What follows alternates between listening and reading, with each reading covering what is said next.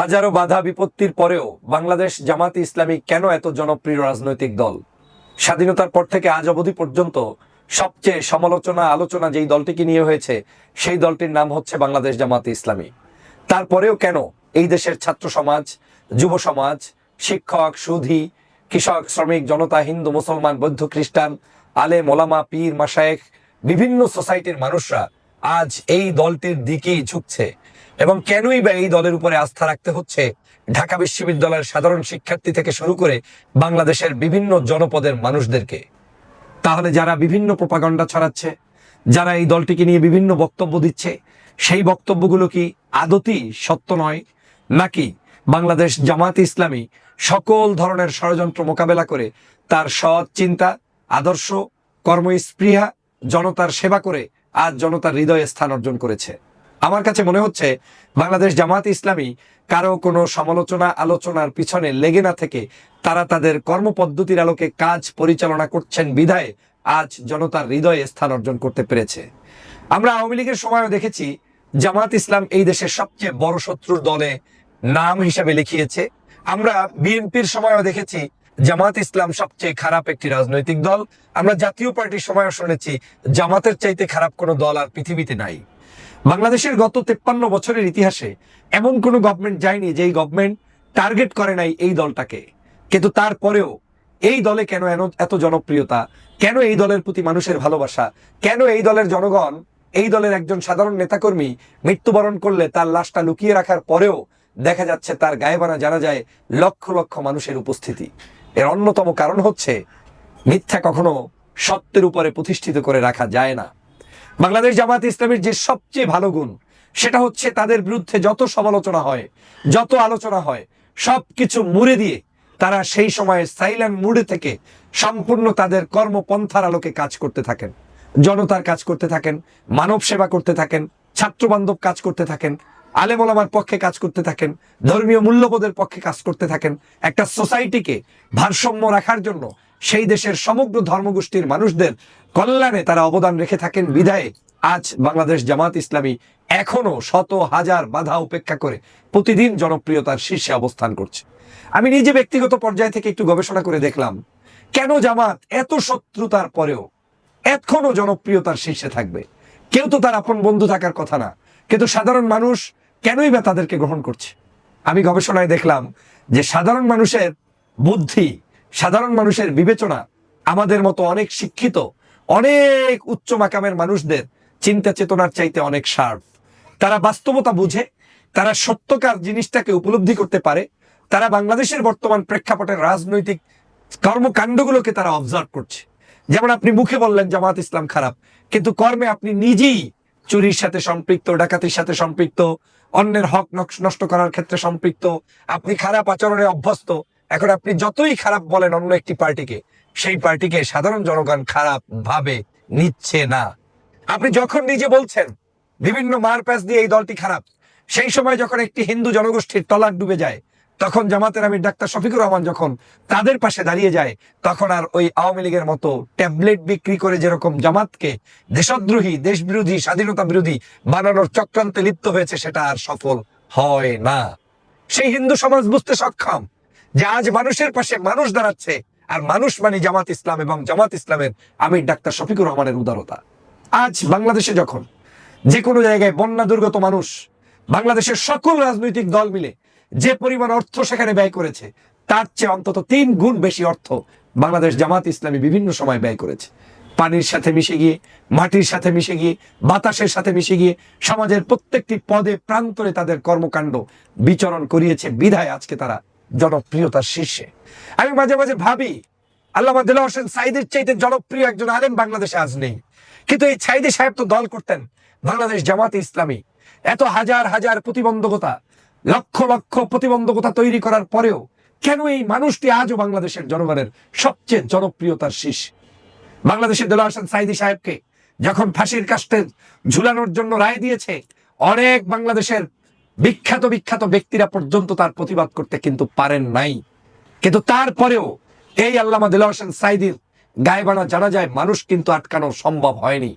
লক্ষ লক্ষ মানুষ পঙ্গপালের মতো ছুটে গিয়ে তারপরে তার জানাজায় অংশগ্রহণ করেছে।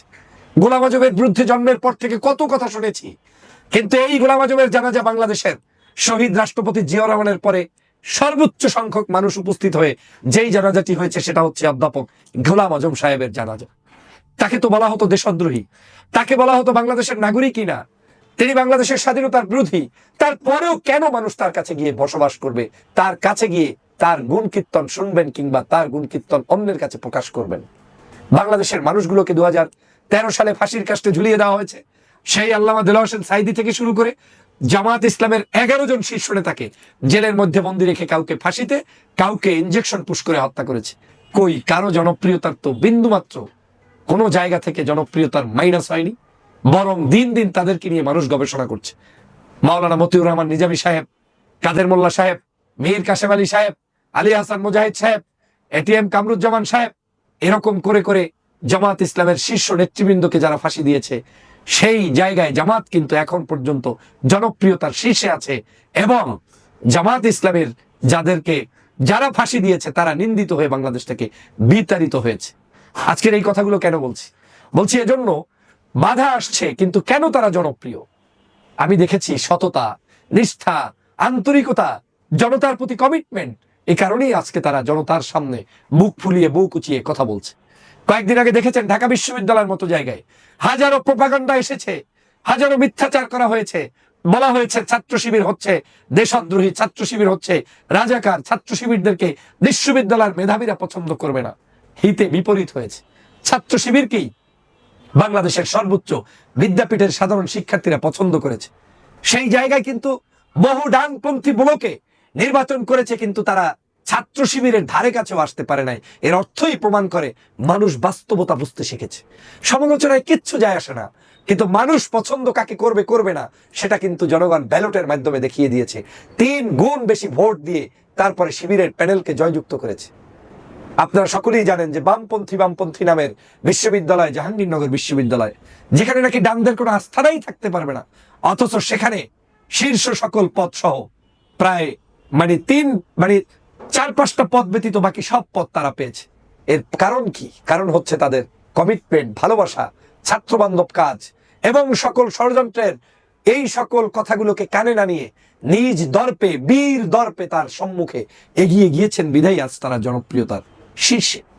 আজ বাংলাদেশে বহু আলোচনা হয়, বহু সমালোচনা হয়, কিন্তু তারপরেও বাংলাদেশের গ্রামে গঞ্জে মানুষ যেই দলটির অপেক্ষায়, সেটা হচ্ছে বাংলাদেশ জামাত ইসলামী।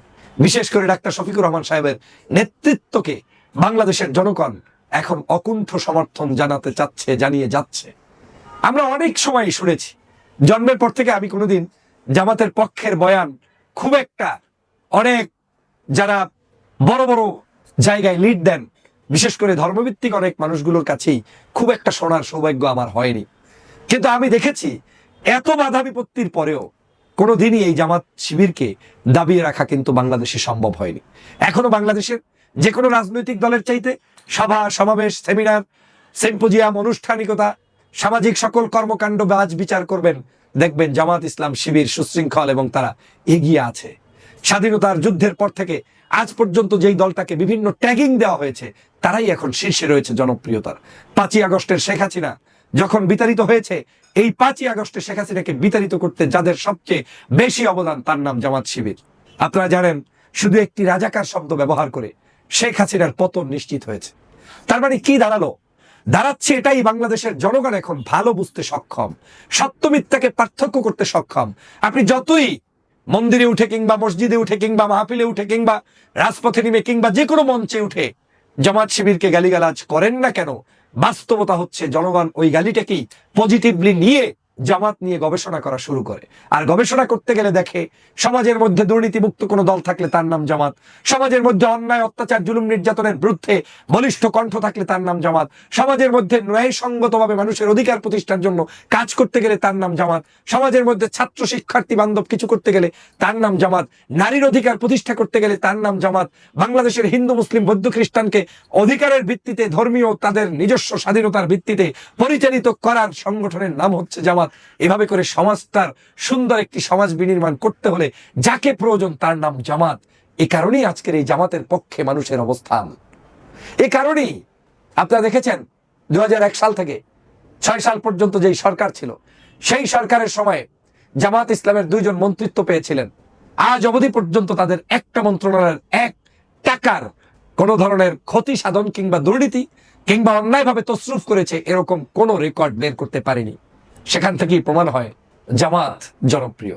জামাতের সবচেয়ে ভালো লাগার জায়গাটা হচ্ছে জামাত অন্যের সমালোচনা কান বন্ধ করে চুপ করে বন্ধ রেখে ওটা কি বললো না বললো সেদিকে খেয়াল না রেখে তারা শুধু সামনের দিকে এগিয়ে যায়। জামাত অন্যের সমালোচনা থেকে শিক্ষা অর্জন করে নিজেরা বীর দর্পে এগিয়ে যায়, কিন্তু যে সমালোচক তার বিরুদ্ধে কোনো কটু কথা তারা বলে না। এটাই তাদের জনপ্রিয়তার সবচেয়ে বড় কারণ। আমি দেখেছি বাংলাদেশের যেই পরিমাণ বিতর্ক হয় জামাত ইসলাম শিবিরকে নিয়ে, সেই পরিমাণ বিতর্কের জবাব দিতে গেলে জামাত সামনেই আগাতে পারতো না, পথ চলতে পারতো না।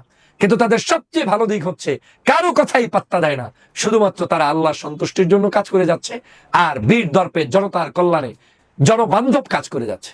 এখন জামাতের এত শত্রুতা কেন? তাহলে জামাতের মূল শত্রুতার কারণ হচ্ছে জামাত এখন টার্নিং পয়েন্টে, জামাত এখন ক্ষমতায় আসবে, জামাত এখন আগামীর বাংলাদেশ বিনির্মাণ করবে, জামাত শিবিরের কাছেই মানুষ নিরাপদ। সে কারণেই আজকের জামাত শিবিরকে শত্রু বানানোর জন্য মরিয়া হয়ে উঠেছে।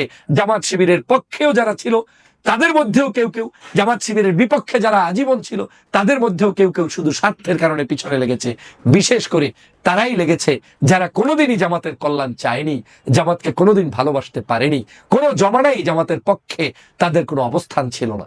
শুধুমাত্র পরিবেশ পরিস্থিতির কারণে অনেক সময় হয়তো জামাতকে সমালোচনা না করে চুপ করেছিলেন, কিন্তু বাস্তবতা হচ্ছে যারা জামাতের সমালোচক তারা আগেও ছিল, এখন তাদের আছে, কিন্তু জামাতের সমালোচনা কমে কমে কমে কমে জনসমর্থন বৃদ্ধি পাচ্ছে।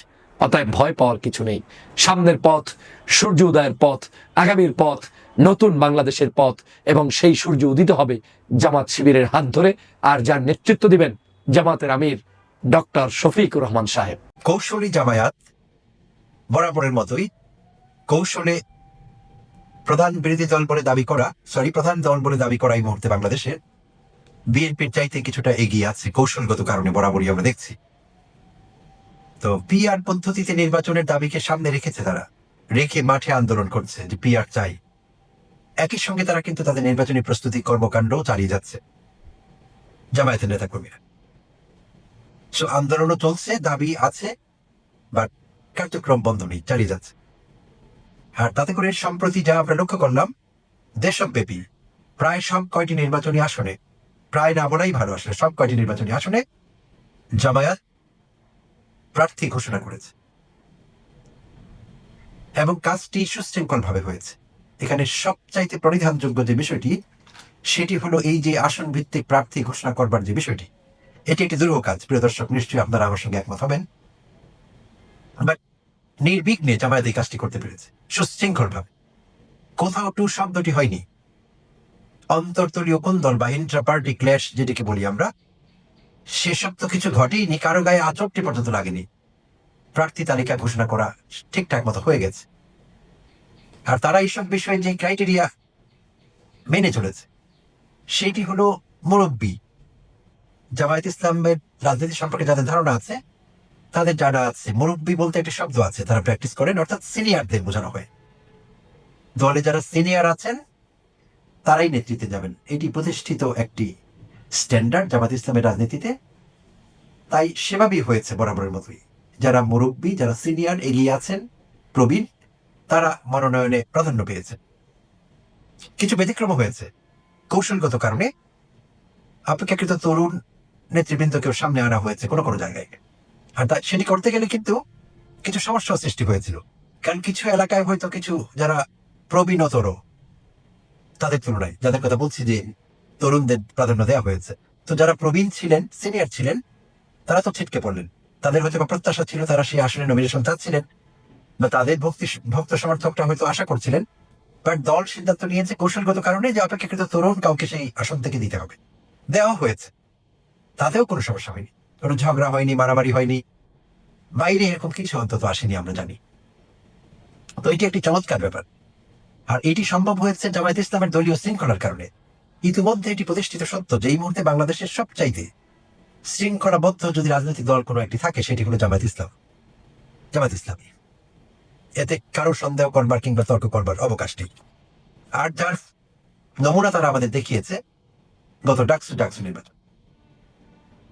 পরিষ্কারভাবে ফুটে উঠেছে তারা কতটা সুশৃঙ্খল এবং হাই কমান্ডের আদেশ নির্দেশ অনুরোধ যেটাই বলি না কেন তারা কতটা সুশৃঙ্খল ভাবে মেনে চলেন এটি খুব ভালোভাবে প্রমাণিত হয়েছে। তো আবার তারা প্রমাণ রাখলেন তারা তাদের স্ট্যান্ডার্ডস তাদের যে নর্মস আছে এর বাইরে তারা জাননি, সেভাবেই গুছিয়ে কাজটি করে ফেলতে পেরেছে। এটা দুরূহ কাজ, বাট তারা করতে পেরেছে। প্রকারান্তরে অন্যদিকে যদি তাকাই তাহলে বিএনপির দিকে যদি তাকাই তাহলে কি দেখছি? তো সেখানে দেখতে পাচ্ছি শুধুই অন্তর্দলীয় কোন্দল, ইন্ট্রা পার্টি ক্ল্যাশ পুরো দেশে। আর অন্যান্য বিশৃঙ্খলা তো আছেই, সেগুলোর কথা এখানে নাই বা মেলালাম। বিভিন্ন এলাকায় নেতাকর্মীদের চাঁদাবাজি, দখলদারিত্ব, অন্যান্য অপরাধমূলক কর্মকাণ্ডে জড়াবার বিষয়টি তো আছে।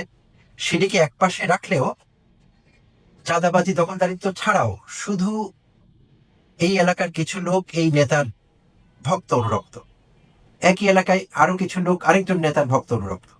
এই দুই দল একত্রিত হতে পারছে না, মুখ দেখা দেখি করতে পারছে না। বাজারে হাটে মাঠে সামনাসামনি হয়ে গেলে যুদ্ধ শুরু হয়ে যাচ্ছে, মারামারি শুরু হয়ে যাচ্ছে, দ্বন্দ্ব শুরু হয়ে যাচ্ছে, ক্ল্যাশে রূপান্তরিত হচ্ছে, সংঘর্ষে গড়াচ্ছে বিষয়গুলো ভয়ঙ্কর ভাবে পুরো দেশেই আসলে কম বেশি। অর্থাৎ অন্তর্দলীয় কোন্দল ভয়াবহ অবস্থায় আছে বিষয়টি।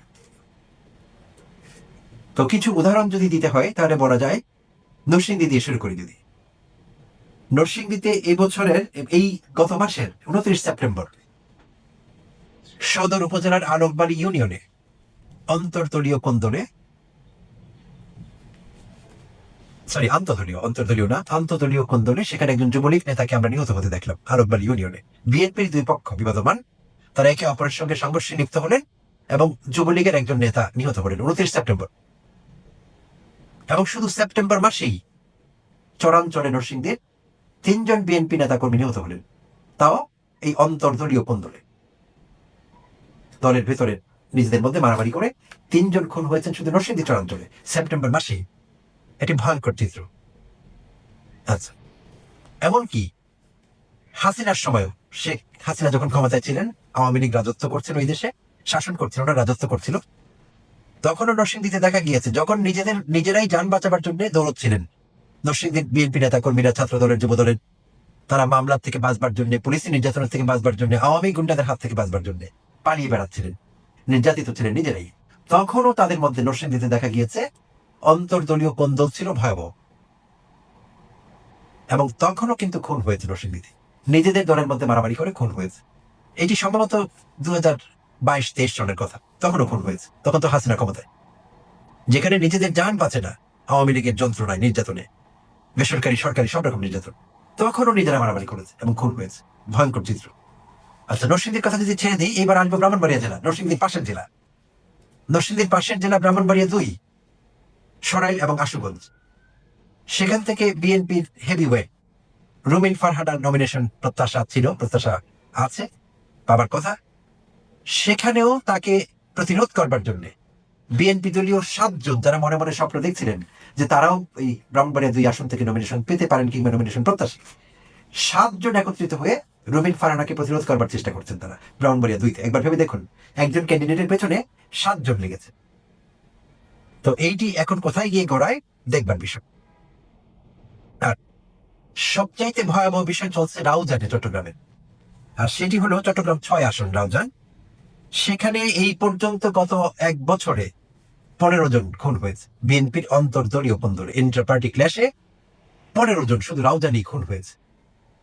আর সেখানে দুটি শক্তিশালী পার্টি আছে বিএনপিরই, এবং লোক আছেন, তারা হলেন গিয়াসউদ্দিন কাদের চৌধুরী, যিনি বিএনপির আগে এক সময় ভাইস চেয়ারম্যান ছিলেন। আরেকজন আছেন উত্তর জেলা বিএনপির সদ্য বিলুপ্ত, যে কমিটিটি বিলোপ করা হয়েছে, কমিটি আহ্বায়ক গোলাম আকবর খন্দকার। দুজনই এলাকায়, রাউজান এলাকায় যথেষ্ট প্রভাব বিস্তার করেন, তাদের ভক্ত অনুরক্ত অনুসারীর সংখ্যা অনেক বিশাল। এই 2 জনের কোন্দলে 15 জন খুন হয়েছে এই পর্যন্ত, এবং ভয়াবহ অবস্থা চলছে এখন সেখানে এখনো। আচ্ছা, তো জামায়াতের বিপরীতে বিএনপির নমিনেশন চূড়ান্ত করবার বিষয়টি এই জায়গায় আছে এবং এমন অবস্থায় আছে যেটি আসলে কম্পারেবলই না।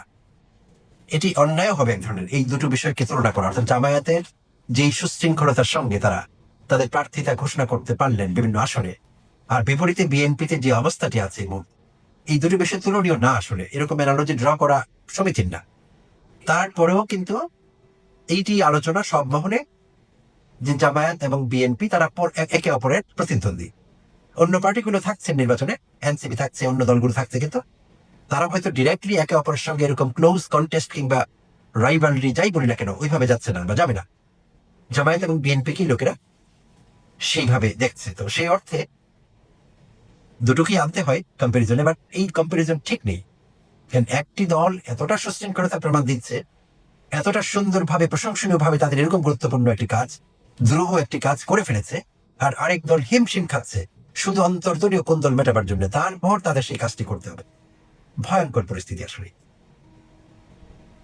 তো এখন কথা হলো, জামাতের কথা আগেই বলছিলাম যে দলটি সুশৃঙ্খল কারণ আদর্শ ভিত্তিক সংগঠন। আর এরকম আদর্শ ভিত্তিক সংগঠন কিন্তু বাংলাদেশে আমরা আরো দেখেছি, এবং মোটা দাগে আদর্শ ভিত্তিক সংগঠনগুলো দুই রকমের দেখেছি আমরা। একটি হলো কমিউনিস্ট পার্টি বা কমিউনিজম বেসড রাজনীতি, আরেকটি হলো ধর্মভিত্তিক রাজনীতি। কমিউনিস্ট পার্টিতে একসময় তাদের দলীয় আদর্শের চর্চা ছিল যথেষ্টই, এবং যারাই সেই দলগুলো করতেন, তাদের ছাত্র সংগঠন করতেন, তারা যথেষ্ট মেধাবী ছিলেন। মেধাই ছিল সেখানে প্রধান যোগ্যতা। মেধা, দক্ষতা, সাংগঠনিক ক্ষমতা এসব ছিল বিবেচ্য বিষয়। তো কমিউনিস্ট পার্টিগুলো সেটা মেনে চলেছে অনেকদিন, কিন্তু এখন আর তারা পারছে না, তাদের একেবারে জেরবার অবস্থা, পারছেই না তারা। তো তাতে করে বোঝা গেল তাদের রাজনীতির অসারতা প্রমাণিত হয়েছে। লোক এখন আর কমিউনিজমকে বা কমিউনিস্ট রাজনীতিকে আর সেভাবে আদর্শ ভিত্তিক রাজনীতি বলে গণ্য করে না। একসময় কিন্তু করেছে। এই দেশেরই প্রগতিশীল আমরা যাদেরকে বলি প্রচলিত অর্থে, প্রগতিশীলেরা কিন্তু কমিউনিস্ট পার্টিকে প্রিফার করতেন, কমিউনিজম প্র্যাকটিস করবার চেষ্টা করেছেন, দলে হলেও চেষ্টাটি চলেছে, এবং যথেষ্ট আকৃষ্ট করতে পেরেছিল তারা যুব সমাজকে, শিক্ষিত মেধাবী একটি শ্রেণীকে তারা আকৃষ্ট করতে পেরেছিলেন। তো তারা আর পরবর্তীতে তাদের রাজনীতিতে আদর্শ দেখাতে পারেননি, তো এখন আর সেটি সেভাবে হচ্ছে না। তো এখন একটি দল আছে যারা এই শৃঙ্খলা প্র্যাকটিস করছে আদর্শ ভিত্তিক হওয়ার কারণে, এবং নেতা কর্মীরা তা মেনে চলছে, কেউ টু শব্দটি করছে। তো বিপরীতে বিএনপি কি কোনো ধরনের আদর্শ তাদের রাজনীতিতে দেখাতে পেরেছে? চিত্রটি হতাশারই হবে আসলে। আগের কথা বাদ, গত এক বছরে যদি আমরা দেখি কর্মকাণ্ড, জুলাই অভ্যুত্থানের মতো এত বড় ঘটনা দেশে ঘটে গেল, এত বড় একটি ঘটনা ভাবাই যায় না, কেউ ভাবতে পারেনি কোনোদিন। বিএনপির লোকেরা কোনোদিন ভাবতে পারেনি যে হাসিনা দেশ থেকে বিদায় হবে, তারা আবার ক্ষমতায় আসার স্বপ্ন দেখবে। এটি অভাবনীয় ছিল, বাট এই এমন একটি ঘটনা ঘটেছে। আর এত বড় ঘটনা ঘটবার পরও এই ঘটনার অব্যবহিত পরে 5 তারিখ থেকে শুরু হয়েছে বিএনপি নেতাকর্মীদের এবং তাদের অঙ্গ সংগঠনের বিভিন্ন নেতাকর্মীদের সারা দেশে অপরাধ কর্মে লিপ্ত হওয়া। তো তাতে করে বিএনপি বোঝা গেল যে কোনো আদর্শ তারা রাখতে পারেনি আসলে ছাত্র জনতার সামনে, দেশবাসীর সামনে তেমন কার্যকর উল্লেখযোগ্য কোনো আদর্শ তারা রাখতে পারেনি। তো এই কাজটি করা যেত অন্তত নিজের দলকে গুছিয়ে রাখা, সেখানে দলীয় গণতন্ত্র, অভ্যন্তরীণ গণতন্ত্র, দলে যদি গণতন্ত্রের চর্চা প্রতিষ্ঠা করা যেত, সেই চেষ্টাটিও যদি করা হতো। আগে পরে বিএনপি রাজনীতিতে বিভিন্ন সময়, শুধু বিএনপি রাজনীতি কেন বলছি, আওয়ামী রাজনীতিতেও সেখানে আমরা কি দেখেছি, নমিনেশন দেওয়ার ক্ষেত্রে হোক সেটা ইউনিয়ন পরিষদের মেম্বার, চেয়ারম্যান, পৌরসভার চেয়ারম্যান, সিটি কর্পোরেশনের মেয়র, এমপি, যারই হোক না কেন, নমিনেশন দেওয়ার ক্ষেত্রে কোন বিষয়গুলো কাজ করেছে বিএনপি এবং আওয়ামী লীগের মতো দলগুলোর ক্ষেত্রে? কাজ করেছে পেশি শক্তি। এলাকার কোন তরুণটি মোটরসাইকেল বহর কত দ্রুত হাঁকাতে পারে, কার মোটরসাইকেল গুলো চকচকে, পেশি শক্তি। কোন তরুণ টাকা খরচ করতে পারছে, টাকা কিভাবে উপার্জন করেছে সেটি না, খরচ করতে পারছে। কোন তরুণ এলাকায় প্রভাব বিস্তার করতে পারছে, প্রভাব বিস্তার করলে নেগেটিভ অর্থে, হেঁটে গেলে লোক ভয় পাচ্ছে, মায়েরা বাচ্চাকে ঘুম পাড়াবার জন্য রাতের বেলা তাদের নাম নিচ্ছে, অমুককে ডাকবো। তো এরকম ভাবমূর্তির লোকদের কি তারা উপজেলা চেয়ারম্যান, এমপি, মেম্বার এইসব পদে তারা নমিনেশন দিয়েছে অতীতে। ফলে পদগুলো ঠিক করে দেওয়া, কে কোন জায়গার সভাপতি, সহসভাপতি, সম্পাদক সবকিছু ঠিক করে দেওয়া ছিল, দরকার ছিল না। দলীয় গণতন্ত্র চর্চা করা যেত সম্মেলনের মাধ্যমে, ভোটের মাধ্যমে, সব জায়গায়, প্রতিটি আসনে, প্রতিটি ক্ষেত্রে, যেখানে যেখানে সংগঠন আছে, প্রতিটি সাংগঠনিক ইউনিটে গণতন্ত্রের চর্চা করা যেত। আর সেভাবে করলে মারামারি, কাটাকাটি এসব সংখ্যা অনেক কমে যেত। কারণ কারোর কিছু বলার থাকতো না। কেন থাকতো না? কারণ ভোট দিয়েছে এই সম্মেলনে, যারা যারা ভোট দিয়েছে লোকেরা সংখ্যাগরিষ্ঠ ভোটে অমুক সভাপতি হয়েছে, অমুক সম্পাদক হয়েছে। কারো উপরে আঙ্গুল উঠতো না, যেটি তারেক রহমান লন্ডন থেকে নিয়ন্ত্রণ করেছেন, মির্জা ফখরুলের আত্মীয়, এরকম কিছু ঘটতো না। 18 নির্বাচনের আগে আমরা দেখেছি একটি ভয়াবহ চিত্র। বিএনপি মহাসচিব ফখরুল ইসলাম আলমগীরের বাসভবনে হামলা করা হয়েছে। কি ভয়ঙ্কর কথা! কারণ কিছু নেতাকর্মী এতটাই উদ্ধত, এতটাই আউট অফ কন্ট্রোল ছিলেন যে তারা বলবার চেষ্টা করছিলেন ফখরুল ইসলাম আলমগীর পক্ষপাত করেছেন। তো আসলে পক্ষপাত করবার তো দরকারই ছিল না, পক্ষ নেবারও দরকার ছিল না, বিরোধিতা করবার তার দরকার পড়তো না, বা তারেক রহমানকে হস্তক্ষেপ করতে হতো না, যদি দলীয় গণতন্ত্র থাকতো। অর্থাৎ দল ভিতর থেকে সুশৃঙ্খল সম্মেলনের মাধ্যমে, ভোটের মাধ্যমে প্রতিটি সাংগঠনিক ইউনিটে স্থানীয় নেতা নির্বাচন করা হচ্ছে, তাহলে জামাত ইসলামের মতো আমরা একটা সুশৃঙ্খলতা এখানে দেখতে পেতাম। হয়নি কখনোই। বাট এবার তারা ছোট করে হলেও হয়তো বা শুরু করেছেন, কতটুকু সফল হবেন আমরা জানি না। সম্প্রতি কেন্দ্রীয় নেতাদের দায়িত্ব দেওয়া হয়েছে বিভাগীয় পর্যায়ে, তারা এভাবে কাজ করবেন। তারা নমিনেশন প্রত্যাশীদের ডেকে কথা বলেছেন গুলশান কার্যালয়ে, এখনো বোধহয় বলছেন, এবং একটি অভ্যন্তরীণ চিন্তাও হয়েছে, কিছু ডিসিশন মেকিং হয়েছে পজিটিভ, যেগুলো আমরা মনে করছি যদি বাস্তবায়ন করা যায়। বলাই হয়েছে যে আগে যেরকম করা হতো সেরকম না, অন্যায় প্রভাব বিস্তারকারী অনেক অর্থবিত্ত আছে, এই স্টাইল থেকে বাদ দিয়ে তারা সাংগঠনিক ক্ষমতা কার আছে, দক্ষতা কার আছে, এমন প্রার্থী বেছে নেবার ক্ষেত্রে তারা চিন্তা করছে সাংগঠনিক দক্ষতা আছে কিনা, আন্দোলন সংগ্রামে কতটা সিনসিয়ার ছিলেন সেই নেতা, এবং এলাকায় জনসম্পৃক্ততা আছে কিনা। ভয় দেখানো প্রভাব বিস্তার করবার ক্ষমতা না, জনসম্পৃক্ততা, যে তার নির্বাচনী এলাকায় মানুষ তাকে ভালোবাসেন, তাকে শ্রদ্ধা করেন, তার কথা শুনবেন। সো এরকম যোগ্যতা সম্পন্ন কোয়ালিটি লিডার খুঁজবার চেষ্টা করছে বিএনপি, জানতে পারলাম আমরা। তো যদি তারা সত্যিকার অর্থে দলীয় ভাবে এটি মেন করে থাকেন এবং ওভাবেই এগোন, মারামারি কাটাকাটি সবকিছু সত্ত্বেও, তাহলে সাময়িক কিছু সেটব্যাক আসবে, এগুলো কাটিয়ে তারা কিন্তু সত্যিকার অর্থে একটা ভালো লাইনে যেতে পারবেন, ভালো দিক, পজিটিভ দিকে নিয়ে যাবে বিএনপি রাজনীতিকে। তো আমরা ধরে নিতে পারবো যে একটি পজিটিভ পরিবর্তন শুরু হলো, বিএনপি শুরু করলো, তো তারা করতে পারে এটি। হ্যাঁ, বলছিলাম যেটি সেটব্যাক আসবে, অনেক রকমের বাধা বিপত্তি আসবে, আসুক, বাট অবিচল থাকতে হবে নিজেদের গৃহীত সিদ্ধান্তে, যে যাকে নমিনেশন দিব তাকে হতে হবে সাংগঠনিক যোগ্যতা সম্পন্ন, সাংগঠনিক দক্ষতা থাকতে হবে, আন্দোলনে পরীক্ষিত থাকতে হবে, যে পরীক্ষিত ছিলেন প্রতিকূল পরিবেশে, এবং জনসম্পৃক্ত তিনি, মানুষ তাকে চান, মানুষ তাকে ভালোবাসেন। এই বিষয়গুলো যদি গুরুত্ব দেওয়া যায়, কাজ করবে, ডেফিনেটলি ইট উইল ওয়ার্ক। সময় লাগবে, ঝামেলা আসবে, আসুক, কিন্তু দীর্ঘমেয়াদে বিএনপির জন্য এর বাইরে যাবার কোনো সুযোগ নেই রাজনীতিকে বাঁচিয়ে রাখতে হলে। প্রিয় দর্শক, ভালো থাকবেন।